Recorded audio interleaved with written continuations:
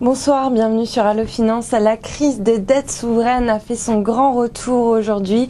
D'abord, on a eu vendredi dernier la relégation en catégorie hautement spéculative de la note grecque, puis la mise sous surveillance négative de la note italienne et enfin la débâcle historique du Parti socialiste espagnol aux élections municipales ont été source de tensions sur le marché obligataire. S'y ajoute sur le front macroéconomique un sérieux coup de frein de la croissance économique en zone euro et en Chine, qui a d'ailleurs fait plonger les marchés asiatiques ce matin. Dans ce contexte déprimant, Wall Street corrige sévèrement à la mi-séance avec un Dow Jones qui perd actuellement plus de 150 points.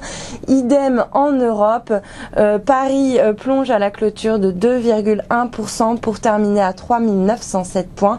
Milan chute de 3,32%. Francfort redonne 1,98%. Madrid moins 1,62%. Athènes moins 1,33%. Londres cède 1,7%, tandis que l'Eurostoxx plonge de 2%.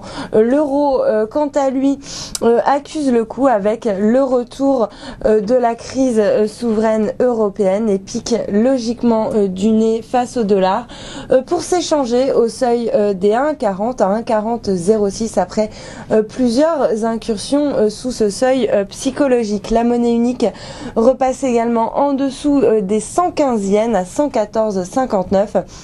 En repli donc de 0,48% face à la monnaie nippone. Le billet vert quant à lui grappille 0,2% à 81,83 face au yen.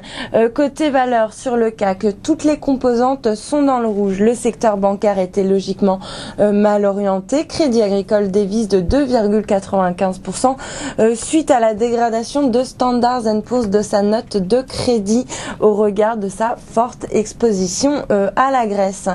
Dans son sillage, Natixis perd 2,39%, AXA moins 2,38%, BNP Paribas moins 1,82%, suivi de Société Générale qui cède 1,62%. Plus forte baisse de l'indice parisien Lafarge qui plonge de 3,5%, suivi de Schneider Electric qui abandonne 3,41%, pardon. Technip et Alcatel-Lucent font également l'objet de sévères dégagements et reculent respectivement de 3,27 et 3,09%. L'éruption du volcan islandais entraîne également la chute des compagnies européennes à l'image de Air France KLM qui ferme la marche du SBF 120 en repli de 4,54%.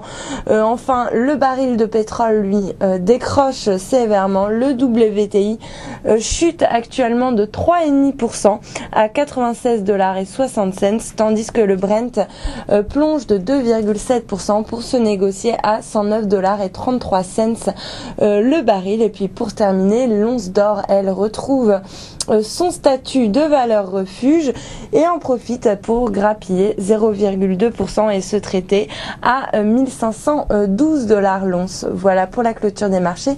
Passez une excellente soirée, à demain.